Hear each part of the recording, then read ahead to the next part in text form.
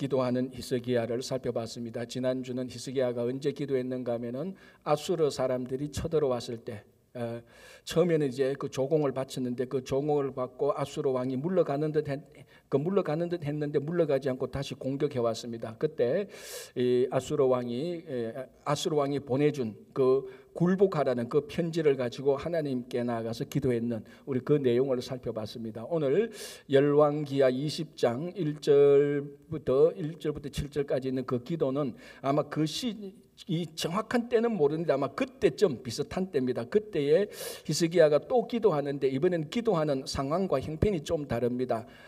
지난주에 살펴봤던 것은 외부에서 아수르 왕이 공격했을 때 그리고 국가가 어려웠을 때인데 이번에는 히스기야 그 자신이 병들어 죽게 되었을 때 이제 히스기야가 왕에게 그 히스기야가 하나님께 다 기도하는 내용입니다. 자, 먼저 1절을 한번 보겠습니다. 1절이 이렇게 되어 있습니다. 그때에 히스기야가 병들어 죽게 되며 아모스의 아들 선지자 이사야가, 이 선지자는 우리가 잘 아는 바로 그 선지자입니다. 그 선지자 이사야입니다. 아모스의 아들 선지자 이사야가 그에게 나와서 그에게 이르되 여호와의 말씀이 너는 집을 정리하라 내가 죽고 살지 못하리라 하셨나이다. 자, 이제 히스기야 왕이 병들어 죽게 되었을 때 하나님께서 선지자 이사야를 보내서 너 이제 죽게 되었다 준비하라 이 내용을 이사야 선지자가 말을 해줍니다. 그런데 오늘 분명히 이 선지자 이사야의 이 말을 들어보면은 히스기야가 죽는다는 말인데 죽는다는 말을 앞에 먼저 무슨 말을 하는가 하면 먼저 집을 정리하라라고 말을 합니다. 자, 이 정리하는 것은 이제 네가 죽게 되었으니 유품 좀 정리하고 가재도구 정리하고 이런 차원이 아니고 정확히 말하자면 너는 이제 죽게 될 테니까 너의 후계자를 정하라는 것입니다. 근데 이게 어떻게 생각해 보면은 보통 이 당시에는 다 세습이기 때문에 왕의 아들이 당연히 후계자가 되어 있습니다. 왕자입니다. 그런데 히스기야에게는 아들이 없었습니다. 그러니까 만약에 히스기야가 이제 죽고 나면은 그 후계자를 정해놓지 않으면 그 국가는 굉장히 혼란스러워집니다. 그래서 실제적인 지침을 내리는 거죠. 너 이제 죽게 되었다. 후계자를 빨리 정해야 된다 이 말입니다. 자, 선지자가 여러분들한테 와서 당신 죽게 될 것입니다. 이 말하고 당신은 반드시 죽습니다. 죽기 전에 후계자를 잘 정해 놓으십시오. 이렇게 말하는 거하고 듣는 실감이 다릅니다.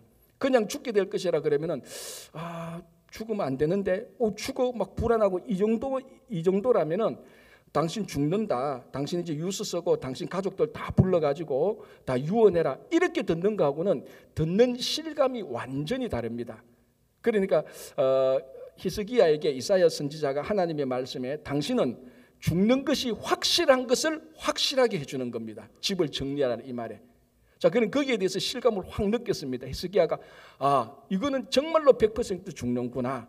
자, 그렇게 이제 죽음에 대한 문 앞에 섰습니다. 2절 히스기야가 낮철 벽으로 향하고 여호와께 기도하여 이르되. 자, 이 모습이 어떻습니까? 이제 죽는구나 완전히 실감하고 얼굴을 벽으로 향하고 여호와께 기도했습니다. 자, 여기서 이제 향하고라는 말은 방향을 돌렸다는 겁니다. 얼굴을 일반적인 방향에서 벽으로 돌렸습니다. 그 벽에는 뭐 있습니까? 의미적으로 여호와가 계시는 겁니다.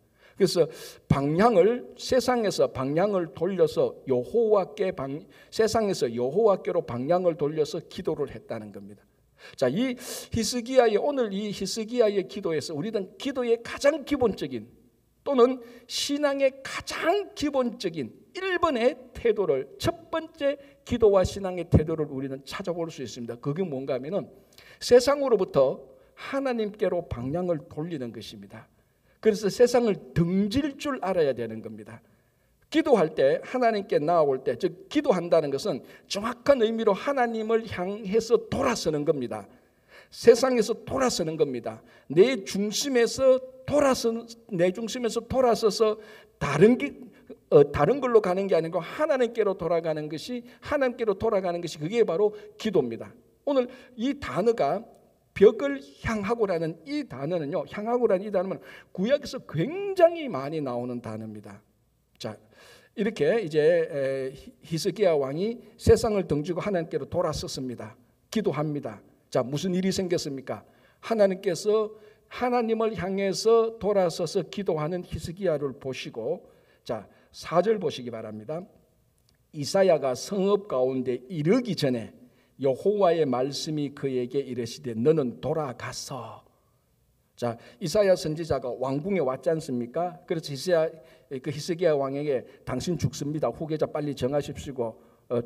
빨리 정하시오. 이 말하고 왕궁으로 나갑니다. 여러분, 예루살렘에 있는 왕궁은요 많이 크지 않아요. 마음 먹고 1시간 걸어가면요 왕궁 이끝에서 저끝 다 걸어갈 수 있어요. 자, 그렇다면 이사야 선지자가 히스기야한테 당신 죽습니다. 집을 정리하시오 하고 말하고 나가는 시간이 아무리 길게 잡아도 2-3시간 안 걸린단 말이에요. 아무리 길게 잡아도 빨리 잡으면 한 30분, 30분에 1시간밖에 안 걸립니다. 히스기야 왕이 세상을 등지고 하나님께 자기가 향하는 순간부터 하나님께서 그 기도를 들으시고 왕궁을 나가기도 전에 왕궁 뜰 가운데 있는 이사야에게 뭐라고 말합니까? 5절에 너는 돌아갔어. 이 돌아갔어라는 말, 너가 이제 왕궁에서 세상을 향하던 발걸음을 돌려서 히스기야 왕에게 가라는 겁니다. 자, 여기서 벽으로 향하고라는 이 단어하고 너는 돌아갔어라는 향하고 돌아갔어라는 단어의 어근은 똑같습니다. 이 변형이 달라서 그렇지 똑같은 어근입니다. 똑같은 어근이 뭐냐? 돌아서라는 겁니다. 여러분, 구약 성경에 히브리 말로 되지 않습니까? 그 히브리 말로 된 구약 성경에는요 우리가 아는 회개라는 단어가 없어요. 아니, 구약 성경에 회개라는 단어가 없다고? 예, 없어요. 그러면 왜 회개라고, 왜 그러면은 호세아는 이스라엘 백성들한테 회개하라 그렇게 말했습니까? 회개라는, 우리가 아는 회개라는 말을 쓴 게 아니고 호세아 선지자는 이스라엘 백성들한테 뭐라고 말했습니까? 돌아서라고 말했습니다. 너희들이 하나님께로 돌아서라. 이 말을 한국말로 회개하라고 번역을 한 겁니다. 그리고 회개가 뭐냐면은 세상으로 가던 우리의 얼굴을, 우리 마음을, 우리 인생을 돌려서 하나님께로 가는 거, 요게 회개입니다. 그래서 구약 성경에서 많은 선지자들이 너희는 여호와께로 돌아오라라는 말입니다. 그 단어가 히스기야가 얼굴을 벽으로 향했다는 이 단어하고 이사야가 다시 히스기야 왕에게 돌아가는 단어하고 다 똑같은 말입니다. 그리고 이게 뭡니까? 신앙의 그리고 기도의 가장 기본적인 태도이죠. 자, 우리가 예수 믿고 신앙생활을 시작한다. 그게 첫 번째 출발선이 뭔가 하면은 이제는 세상을 향해서 나가는 것이 아니고 세상을 등지고 하나님을 향해서 나가는 겁니다. 여기서부터 우리가 봉사를 하고 섬기는 것이죠. 세상을 향해 나가면서 하나님을 섬기고 이건 다 잘못된 겁니다. 방향부터 딱 정해야 되는 겁니다. 그러니까 보십시오. 히스기야 왕이 세상을 등지고 하나님을 향해서 돌아서니까 하나님께서 이사야를 통해서 하나님께서 히스기야에게 돌아서는 겁니다. 우리가 하나님에게 돌아서면요 하나님도 우리를 보는 겁니다. 그래서 서로 얼굴의 방향을 같이 보고 있죠. 여기서 이제 스파크가 일어나는 거죠. 이게 뭐냐면은 기도 응답이 일어나는 겁니다.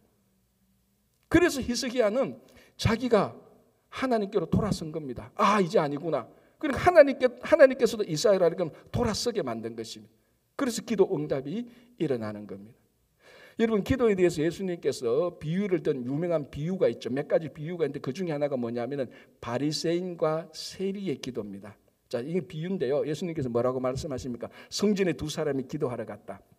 바리새인과 세리가 기도하는데 바리새인은 어떻게 기도했습니까? 사람들 보는 앞에서 크게 고함지릅니다. 하나님, 나는 토색, 불의, 간음하는 자들과 같지 않고 저기 저 있는 세리하고도 같지 않게 살게 된 것을 감사합니다라고 말했습니다. 자, 이 기도 내용 보면 굉장히 경건하죠. 토색, 불의, 간음, 이거 전부 다 율법에서 율법에서 하면 안 되는 것들입니다. 유대 남자는 그 유대인이라면 정당하게 이런 경건을 실천해야 됩니다. 자기는 그것을 많은 사람 앞에서 그거 행했다고 떠벌릴 수 있을 만큼 자신이 있었던 겁니다. 아마 그렇게 했을 겁니다. 토색, 불의, 간음 안 했을 거예요, 분명히. 그리고 저 세리와도 같지 않다. 세리하고도 같이 안 살았습니다. 정말 우리가 보면 경건한 기도입니다. 야, 정말 저렇게 살고 저렇게 기도하는구나, 그렇게 느껴지고 보여집니다. 자, 그런데 세리는 어떻게 합니까? 저 구석에 가서 감히 얼굴을 들어서 하늘을 쳐다보지도 못하고 가슴을 치면서 뭐라고 말합니까? 나는 죄인이로서다. 나를 불쌍히 여겨주셨으라고 말을 했습니다. 자, 여러분 한번 폼을 볼까요?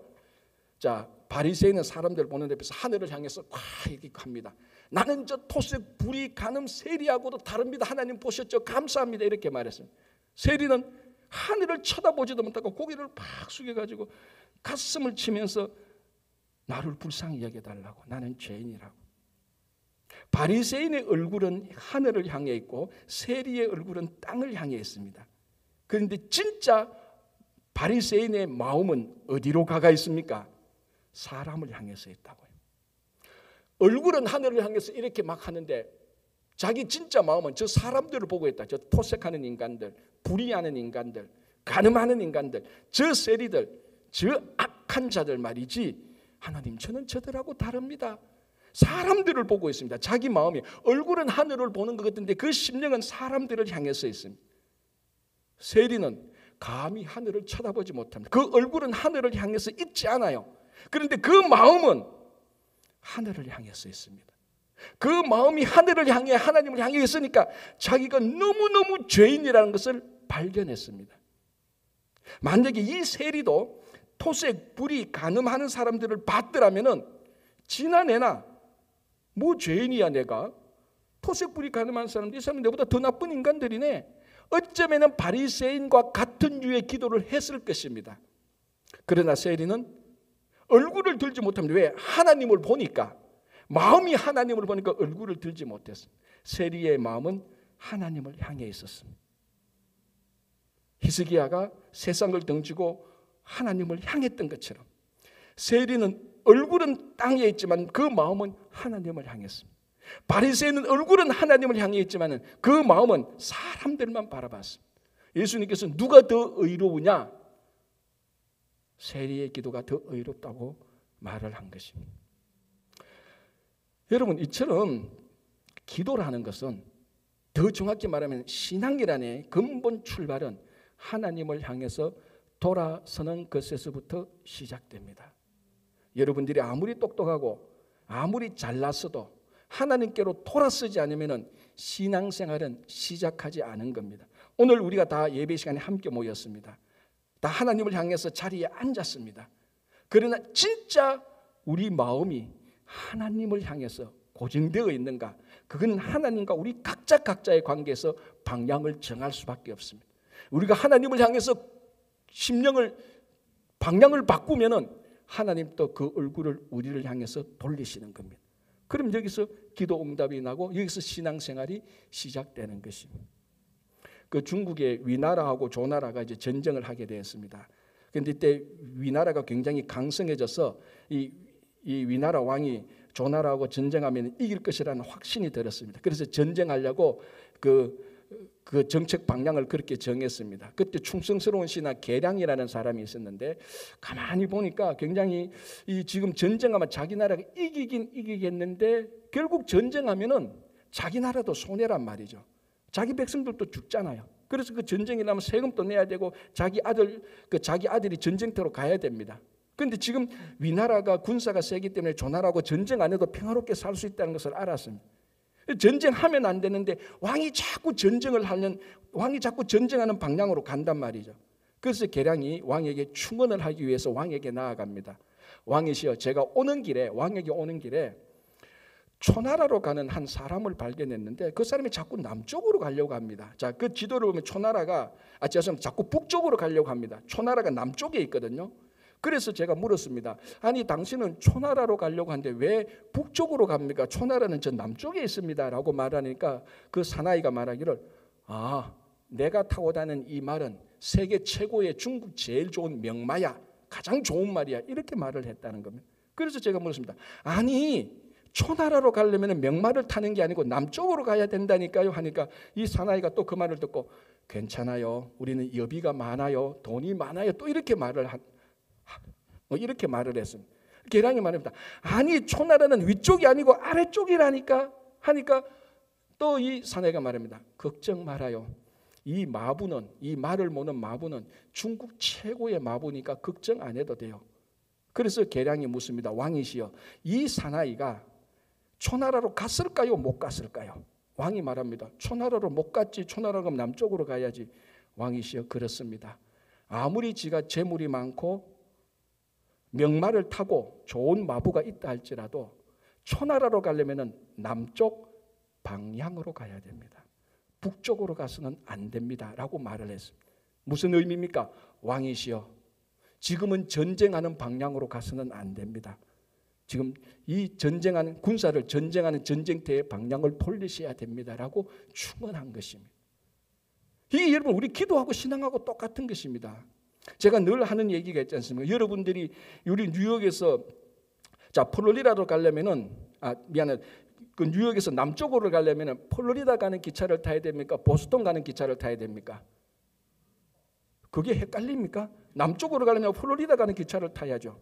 남쪽으로 가려고 했는데 보스턴 기차를 타고 자기들 남쪽으로 간다고 아무리 기차 안에서 날고 뛰고 무슨 수를 써도 이 사람은 북쪽으로 갑니다. 남쪽으로 못 갑니다. 똑같습니다. 우리 신앙은 기본적으로 하나님께 방향을 올바르게 정해야 됩니다. 그래서 방향을 올바르게 정한 이 사람, 방향을 올바르게 정하면 좀 부족해도 넘어지도 깨어져도 그쪽 방향으로 가는 겁니다. 방향을 잘못 정하면 아무리 똑똑하고 아무리 위대해도 그쪽 방향으로 갑니다. 기도가 그렇지 않습니까? 신앙이 그렇지 않습니까? 그래서 기도는요, 아무리 연약하고 아무리 부족한 사람이라도 똑똑하지 못해도 괜찮습니다. 못난데도 괜찮습니다. 우리가 하나님께 방향 정하는 것은 우리가 다 할 수 있는 겁니다. 그래서 기도는 누구든지 다 할 수 있는 것 아닙니까? 히스기야 왕이라고 해서 이런 기도를 드린 것만 아니고 우리 같은 평범한 사람들도 우리의 삶에 어려움이 닥치고 아니 평소 때마다 우리가 방향을 180도 전환해서 세상에서 하나님께로 돌리는 것, 그게 매일매일 기도의 출발점이고 신앙의 출발점이 되는 것입니다. 자, 3절 볼게요. 이제 3절이 실제적으로 히스기야 왕의 기도 내용입니다. 아주 짧습니다. 그냥 한 문장이에요. 이렇게 말합니다. 여호와여 구하오니 내가 진실과 전심으로 주 앞에 행하며 주께서 보시기에 선하게 행한 것을 기억하옵소서. 이게 기도 내용입니다. 한 문장이에요. 그런데 이제 5절, 6절, 7절 보면 5절, 6절 보면은 하나님께서 이 기도에 응답하는데 응답 내용이 더 길어요. 기도보다. 아주 특별해요. 기도 히스기야가 드린 기도의 분량보다 이 기도에 응답한 하나님의 응답한 분량이 더 많다니까요. 히스기야는 도대체 어떻게 기도를 드렸기에 기도보다 응답 내용이 더 많을까? 자, 여기 있습니다. 히스기야가 기도합니다. 여호와여 구하오니. 진짜 평범한 말이죠. 오늘 이 히스기야의 기도 이 본문에는 아주 평범한 말인데 우리가 유심히 봐야 될 단어들이 다 있습니다. 얼굴을 향한다는 말, 그리고 구하온이라는 말. 이 구하온이라는 말은 히브리어로 안나라는 말인데요. 안이란 말은 하나님과의 사랑, 사람과의 사랑, 사랑이라는 말에서 나온 약점, 사랑에서 나온 그 단어의 최고로 압축했던 말의 한 단어입니다. 안이란 말. 나라는 말은 애타게 간청한다는 말의 압축형입니다.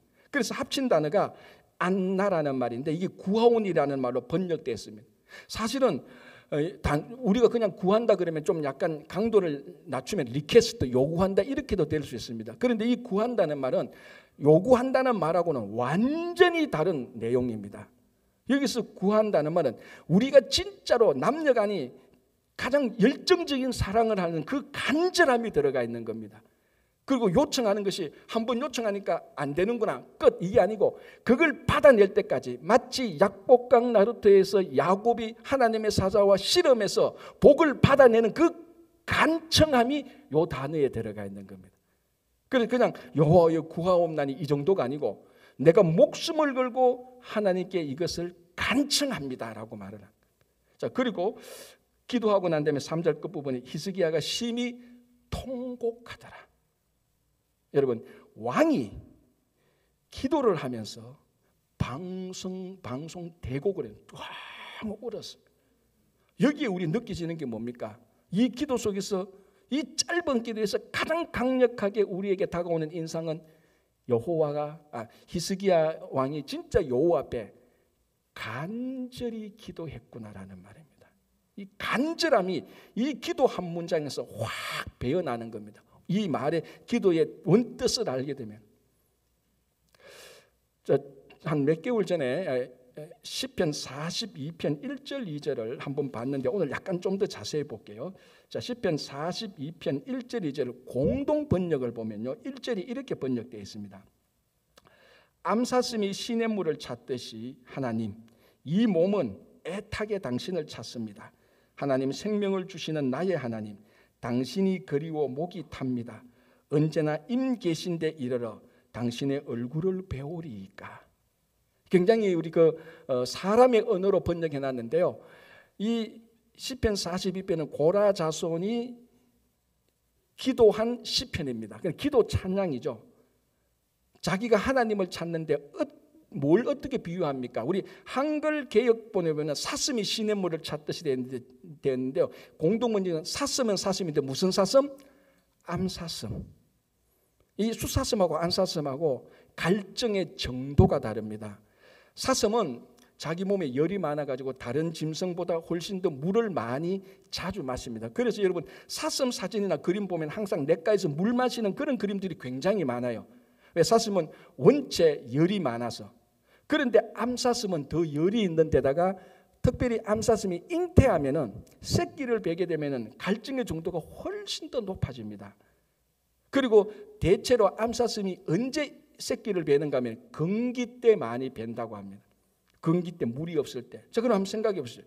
원래 열이 많은 데다가 새끼를 베어서 더 열이 생기고 더 건깁니다. 굉장히 갈증이 많은 짐승이 건기 때 잉태한 암사슴입니다. 자, 그러면은 뭐 매일 하루 종일 물 마시면 되지 않느냐 이렇게 말할 수 있겠지만은, 이 암사슴이 있는 덜이나 산 같은데요, 맹수들이 본능적으로 압니다. 요 냇가에서 요 우물에 딱 매복해가 있으면은 암사슴이 갈증 때문에 물 먹으러 온다는 걸, 그 위치를 다 알고 있습니다. 그게 밀림의 세계, 정글의 세계죠. 그래서 암사슴이 생각 없이 물 먹으러 왔다가 맹수한테 다 잡혀 먹습니다. 그럼 이제 암사슴도 알아요. 저기는 맹수들이 있다. 그래서 물이 있어도 거기 가지를 못하는 거예요. 다른 데로 갑니다. 다른 데도 가도 맹수들이 다 물 좋은데, 우리 말하면 목 좋은데 맹수들이 다 기다리고 있습니다. 그럼 암사슴이 물을 마셔야 되는데 막 갈증이 생기네요. 좀 물 있는데 덥석 갔다가는 맹수한테 잡아먹히니까 거기를 못 가는 겁니다. 그래서 막 떠돌아다닙니다. 그게 너무 갈증이 생겨서 가끔 덜에 있는 목자들이 듣기를 암사슴이 갈증 때문에 울부짖는 소리를 듣는다고 말합니다. 그리고 실제로는 그래서 물을 못 찾잖아요. 결국 암사슴이 갈증 때문에 죽는 경우도 있답니다. 그리고 보통 우리가 사슴이 시냇물을 찾듯이 이 정도가 아니고, 이 암사슴이 시냇물을 찾지 못하면 자기는 죽어요. 자기도 죽고 잉태된 새끼도 죽어요. 그 정도 간절함을 가지고 암사슴이 시냇물을 찾듯이 내가 하나님을 찾습니다라는 거예요. 그러면 이 고라 자손이 이 시편을 쓸 때 무슨 마음입니까? 암사슴이 시냇물을 찾지 못하면 죽게 되는데, 내가 그 간절함으로 하나님을 찾는데 내가 하나님을 찾지 못하면 나도 죽게 됩니다. 목숨을 건 간절함의 기도가 시편 42편입니다. 이 간절함이 오늘 히스기야의 기도 한 문장에 딱 배어 있는 겁니다. 간절함. 그래서 통곡을 하는 겁니다. 그래서 5절에 보면 하나님께서 이사야에게 뭐라고 말합니까? 히스기야, 너의 눈물을 보았다라고 말을 합니다. 여러분, 상식 아니겠습니까? 하나님이 우리 눈물을 보았는데 가만히 있겠습니까? 당연히 응답하시죠. 여러분, 마태복음 15장을 보면요, 정말 애절한 내용이 나와요. 자, 마태복음 15장을 보면 예수님께서 두로 지방으로 가십니다. 자, 두로는 그 당시 페니키아하고 이방인인데, 지금은 두로는요 레바논 땅이에요. 레바논 가장 남쪽, 아마 이쪽 지역이 지금 헤즈볼라가 많이 활동하는 지역이에요. 그래서 가장 남쪽이고, 이스라엘로서는 사실은 국경만 넘으면 바로 두로라는 그 지역이에요. 그런데 이제 이스라엘로 못 가죠. 지금 그 레바논하고 이스라엘하고 관계가 안 좋으니까. 그 당시에도 이 두로와 시돈은요 이방 지역이었어요. 그래서 갈릴리 사람들이 두로로 잘 안 가요. 왜냐하면 관계가 워낙 안 좋기 때문에. 구약 시대 보면은 두로 사람들하고 그리고 그 유다 사람들하고 갈등이 많이 있었습니다. 자, 그런데 예수님께서 마태복음 15장을 보면은 어쩐 일인지 모르겠지만 제자들과 함께 두로 지방으로 가십니다. 자, 그런데 이 두로 지방에 어떤 여인이 있었는가 하면은 자기 딸이 흉악한 귀신 들린 딸을 가지고 있는 한 여인이 있었어요. 뭐 우리가 상식적으로 알지 않겠습니까? 뭐 주변에서 용하다는 사람 다 찾아가 봤는데 귀신을 못 쫓아낸 거예요. 계속 막 더 험악해지는 거예요. 어머니가 미치겠는 거예요. 이 딸 때문에 딸 고쳐야 되는데. 그런데 갈릴리에서 온 예수라는 사람이 두로 지방에 왔다는 거예요. 정상적으로 하면 두로 여인은 갈릴리에 온 남자들을 만나면 안 되는 거예요. 그런데 마태복음 15장을 보면 그 예수님께서 오셨을 때, 갈릴리 사람이 오셨을 때 그 앞에 발 앞에 엎드렸다고 말을 합니다. 이건 있을 수 없는 수치예요. 두로 여인으로서는 수치 중에 수치입니다. 어떻게 네가 갈릴리 남자 발 앞에 엎드린다는 거죠. 수치입니다. 이게 여기서부터 시작되는 겁니다. 수치와 모욕이. 자, 그러면서 그 예수님에게 뭐라고 말합니까? 다윗의 자손이요, 내 딸이 흉악한 귀신에 들렸습니다. 좀 고쳐주십시오라고 말해요. 이게 몰래 1대1로 상담하는 게 아니에요. 사람들이 다 보는 앞에서 고함을 지릅니다. 여러분, 이스라엘 중동 그쪽 지역도 우리 한국처럼요, 문화가 체면 문화예요. 체면 문화에는 자기의 수치를, 자기의 단점을 사람들한테 알리지 않잖아요. 그래서 우리는 나의 약점, 내 몸에 연약한 것, 병 걸린 것, 뭔가 사람들한테 안 드러내려고 하는 문화가 있습니다. 우리들에게는. 특별히 딸이 흉악한 귀신 들린데 이거 누가 알까 봐 다 쉬쉬하잖아요. 그런데 이걸 예수님과 1대1로 만나서 상담한 게 아니고 사람들이 다 보는 앞에서 그걸 끄집어냅니다. 있을 수 없는 일입니다. 고함을 지르죠. 다윗의 자손이시여, 내 딸이 흉악한 귀신 들렸습니다. 고쳐주십시오. 한 번 했는데 예수님이 어떻게 합니까? 들은 척 만척합니다. 이 여인이 또 고함 지릅니다. 누가 제일 답답합니까? 제자들이 보니까 너무하거든, 이 여자가. 아니 그런데 예수님은 더 너무해. 아무 대답도 안 해. 왜 이래? 그래서 제자들이 예수님이 가서 이렇게 말합니다. 주님, 저 여자 좀 어떻게 해주십시오. 너무 시끄러워요. 지금 이 여자는 자기가 말하는 게 얼마나 수치스럽고 모욕스러운 말을 모르는 거예요. 그러니까 예수님께서 뭐라고 말합니까? 나는 이스라엘의 잃어버린 양의 집 외에는 보냄을 받지 않았다. 이 말은 뭡니까? 나는 이방인을 고치려고 온 거 아니야, 이런 말을 합니다. 두로 여인 이방인이잖아요. 나는 이스라엘 집에 잃어버린 양에게만 왔다, 유대인들에게 왔다, 이런 묘한 말을 하는 겁니다.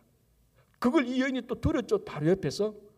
그럼 우리 같은 이 정도 되면 어떻게 말합니까? 치아라.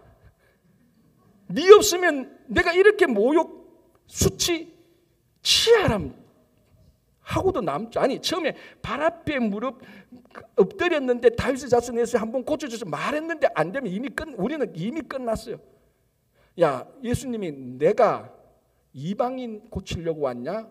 너 상관없어, 이렇게 말한 거예요. 그 여인이 들었습니다. 그리고 또 뭐랍니까? 또 다윗의 자손 예수여, 내 딸 더러운 귀신 들렸습니다. 고쳐주십시오. 예수님이 듣다 못해서 뭐라고 말합니까? 사람이 자녀들의 떡을 취해서 개에게 주지 않는다라고 말합니다. 여러분들이 이 말을 한번 들으면요, 평생 우리 마음에 상처로 남을 겁니다. 내가 입은 모든 자존심 꺾고 와서 다윗의 자손에서 귀신 들린 딸 고쳐주다는데 나를 개 취급해버렸어요. 평생 이 말은 남을 겁니다. 그런데도 이 여자가 뭐라고 말합니까? 예, 그렇습니다. 나는 개입니다. 그런데 개도요, 주인의 상에서 떨어지는 부스러기 먹잖아요. 그거 주세요. 아니 이 여자는 속도 없나 진짜로? 그러니까 예수님께서 네 믿음이 진짜 크다. 그래서 그 시로부터 멀리 떨어진 귀신 들린 딸이 고쳐집니다. 리모트 컨트롤. 그 여자 그 귀신 들린 딸 보지도 않았어요. 만나지도 않았어요. 이름도 묻지도 않았어요. 자, 제가 방금 이 이야기를 좀 설명을 했는데요. 이 두로 여인, 이제 마가복음 수로보니게 여인이라고 이 여인이라고 하는데 이 여인이 예수님 앞에 나아갔던 것은 너무 수치해요. 너무 모욕적인 거예요. 그런데 여러분들이 오늘 댁에 돌아서 마태복음 15장 또는 마가복음 7장을 한번 읽어보십시오. 수치와 모욕의 이야기가 맞는데 읽고 나면은 이 여인의 애절함이 가슴이 잔잔하게 남아요. 수치와 모욕뿐밖에 없는데 읽고 나면은 이 여인이 왜 이렇게 간절하지? 왜 이렇게 간절하지? 그 딸, 귀신 들린 딸 고치고자 하는 어머니의 간절함이 수치와 모욕을 다 이기는 겁니다. 여러분, 사람은요 어떻게 창조되었는가 하면은 사람의 간절함은 수치와 모욕을 이기도록 되어 있습니다. 예를 들어 볼까요? 여러분, 그 부자들이 돈을 억척같이 벌 때요 사람들 뒤에서 손가락질 하지 않습니까? 저 돈 개같이 번다고, 저려버려서 뭐 하느냐고. 그런데 돈을 억척까지 버는 사람 그 말에 신경 씁니까? 신경 안 써요. 왜? 돈에 대한 간절함이 너무 크니까. 돈 버는데 미쳤으니까 사람들이 손가락질 무슨 짓을 해도 그거 신경 안 써요. 사람들이 그렇게 욕해도 그게 내게 상처가 안 돼요.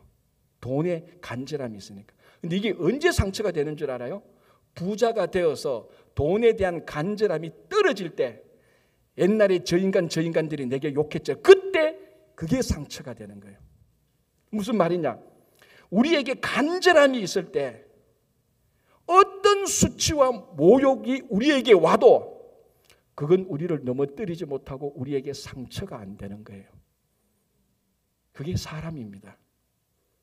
왜 우리가 누가 한마디 말하면 상처받고 막 화가 나는 줄 알아요? 간절함이 떨어지기 때문에 그래요. 정말 우리가 하나님을 향한 간절함이 히스기야 왕처럼, 이 수로보니게 여인처럼, 또는 암사슴이 시냇물을 찾는 그 간절함이 있다면요, 지구상의 모든 사람들이 여러분들한테 손가락질하고 모욕줘도요 끄떡없어요. 그게 상처가 안 된다고. 왜? 간절함이 모든 수치와 모욕을 이기는 치유하는 약이기 때문에 그렇습니다. 그래서 세상에서 제일 행복한 사람은 하나님께 간절함으로 끝까지 살아가는 사람입니다. 그래서 여러분 주변에 지금까지 여러분 신앙생활 하다가 쭉 한번 보십시오. 저 사람은 저렇게 욕을 얻어먹어도 끄떡없네. 강심장이야. 천만에 강심장이 아닙니다.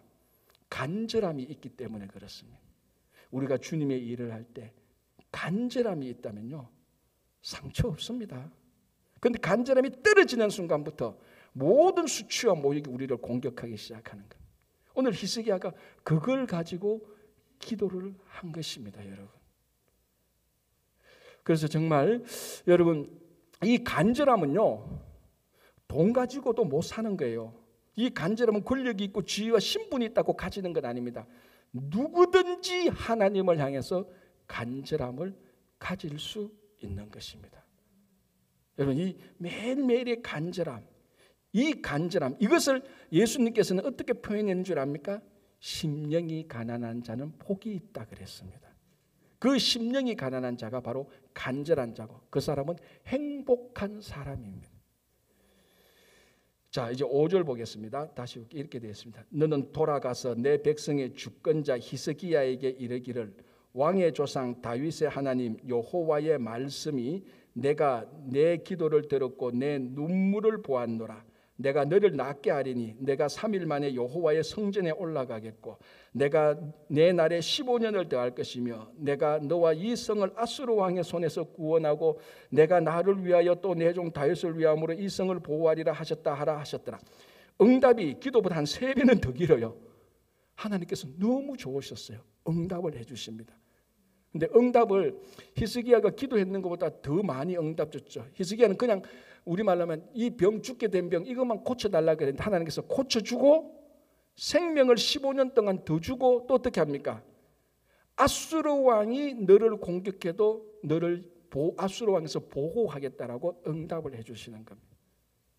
그리고 하나님께서 히스기야의 눈물을 보았는데 이 이사야가 히스기야에게 하나님께서 응답했다는 그 기도 내용이 또 하나 중요한 게 있습니다. 자, 오늘 이 응답의 내용을 보면은 이사야 선지자가 히스기야 왕에게 여호와 하나님이 당신을 고쳐줬다 말하기 전에 뭐라고 말합니까? 다윗의 하나님이라고 말을 해요. 자, 보통 우리 창세기 보면 아브라함과 이삭과 야곱의 하나님이라고 말을 합니다. 그런데 특이하게 히스기야 왕에게 너를 고쳐주는 하나님은 다윗의 하나님이다 이 말하고 같습니다. 자, 6절 다시 볼게요. 내가 너의 날에 15년을 더할 것이며 내가 너와 이 성을 아수르의 손에서 구원하고 내가 나를 위하여 또 내 종 다윗을 위함으로 이 성을 보호하리라 하셨다. 하나님께서 이렇게 즉각 더 많이 기도 응답을 해주시는 이유는 히스기야의 간절함과 태도에 대해 있지만 또 하나 중요한 게 있습니다. 그게 뭡니까? 한마디에 다윗 때문이에요. 다윗 때문에. 왜? 다윗과 했던 언약 때문에. 그 언약에 히스기야가 있으니까 다윗의 언약에 따라서 내가 네 기도 들어주겠다. 그래서 이사야 선지자가 왕궁을 나가기도 전에 즉시 그 기도를 들어주시고 기도했는 것보다 훨씬 3배, 4배 더 많이 기도를 해주시는 겁니다. 여러분, 창세기에 보면요, 롯이 소돔 땅에 가지 않습니까? 그래서 그 소돔이 멸망하잖아요. 그래서 이 소돔에서 롯이 구원받습니다. 자, 오늘 오후에 이제 창세기 성경 퀴즈 대회 하는데 먼저 문제 내겠습니다. 하나님이 롯을 소돔에서 구원한 이유가 무엇일까요? 그렇죠. 아브라함을 생각하사. 창세기 19장에. 롯이 그래도 이 소돔 사람들보다는 내가 더 경건하지. 난 그래도 여호와를 알지. 난 그래도 예배도 드려봤고 이 인간들 말이지 동성애는 했었고 공격이나 했었고 폭력이나 이 인간들보다는 나. 그러니까 하나님께서 소돔에서 나를 건져주셨지. 천만의 말씀. 하나님께서 아브라함을 생각하사 롯을 구원해 주셨습니다. 하나님이 다윗을 기억하사 히스기야에 응답해 주셨습니다. 하나님께서 예수 그리스도 보혈의 공로 때문에 우리 기도를 들어주시는 거예요. 그래서 우리가 기도할 때 마지막에 예수 그리스도의 이름으로 기도합니다. 아멘. 한국에서 청년들한테 제가 이걸 물었습니다. 왜 우리가 예수 그리스도의 이름으로 기도해야 되죠? 라고 말하니까 청년들이 가면서 손 따뜻 말합니다. 목사님, 그래야 긴 기도가 끝이 납니다. 라고 말합니다. 맞아요. 예수 이름으로 기도해야 기도가 끝이 나니까. 그럼 예수 이름으로 왜 기도합니까? 이 앞에 드렸던 모든 기도가 예수 그리스도 보혈의 공로 때문에 하나님 이 기도를 들어주십시오라는 겁니다. 그거예요, 여러분. 우리가 똑똑해서 말을 잘해서 우리가 기도하니까 들어주는 것 하나님의 넓은 마음으로 걸을 수는 있겠죠. 그러나 기도의 원칙상 히스기야의 기도도 그렇고 원래 기도는 예수 그리스도께서 십자가에서 이룬 보혈의 그 공로 때문에 우리가 묻혀서 넘어가는 거예요. 일부 예배 때는 제가 이야기하는데 어릴 때 제 기억에요. 1학년인가 2학년인지 기억나요. 처음 보는 아저씨가 저한테 왔어요. 저를 데리고 중국집에 가서 만두하고 우동을 사줘요. 와, 복도 그런 복은 없더라고요. 배 터지게 먹었어요. 그러면 근데 이제 말하자면 네가 용조 아들 아이가 그러더라고요. 용자 조자가 저희 아버님 성함이에요. 예, 우리 아빠예요. 그러니까 그래. 나중에 알고 보니까 저희 아버님하고 오랜 친구였는데 결혼하기 전에 오랜 친구였다가 결혼 이후에 오늘 처음 보는데 저를 처음 본 거예요. 오랜 친구의 아들인 거예요. 그래서 이 아들이 기해서 아들한테 만두하고 우동을 사준 거예요. 무슨 말입니까? 그분이 나를 보고 만두하고 우동 사준 겁니까? 아니죠. 우리 아버지 보고 아버지 아들이니까 내한테 만두하고 우동 사준 거 처음 봐도 똑같습니다.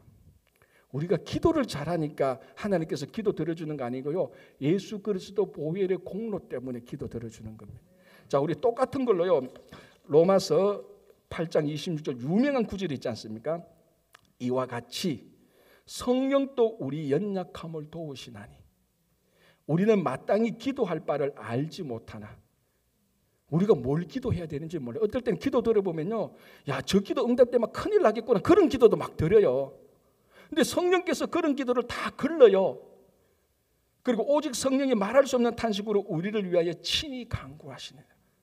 왜 우리가 기도할 수 있는 줄 압니까? 예수 그리스도 보혈의 공로와 똑같은 맥락으로 성령께서 우리 기도를 도와주니까 기도할 수 있는 겁니다. 그래서 원칙적으로 말하면 여러분 엉터리 기도 가지고 나와도 괜찮아요. 성령께서 다 체질하고 하나님께서 들으시는 기도를 다 올려주는 거예요. 삐뚤어진 기도 가져가도 괜찮아요. 성령께서 다 예쁘게 다듬어 가지고 하나님께서 받으시는 기도를 해주는 거예요. 그래서 누구든지 기도할 수 있는 거예요. 만약에 기도할 수 있는 자격을 따진다면요, 여러분들은 모르겠습니다. 정말 저는 이 겸손도 아니에요.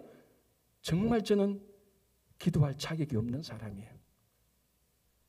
정말 예수 그리스도 보혈의 공로가 아니라면, 성령께서 도우시지 않으면 내 기도는요, 혼자 막 고함치는 것에 불과한 겁니다. 히스기야의 기도가 즉각 그리고 놀랍게 응답된 것은 하나님께서 다윗을 기억하사 기도해 주신 것처럼 하나님께서 성령의 탄원을 듣고 예수 그리스도 보혈의 공로로 내 기도를 들어주기 때문에 기도하지 못할 사람은 아무도 없습니다. 자격과 조건을 따지자면 아무도 기도하지 못하지만 성령께서 도우시고 예수 그리스도께 보혈의 공로가 있기 때문에 아무나 기도해도 되는 겁니다.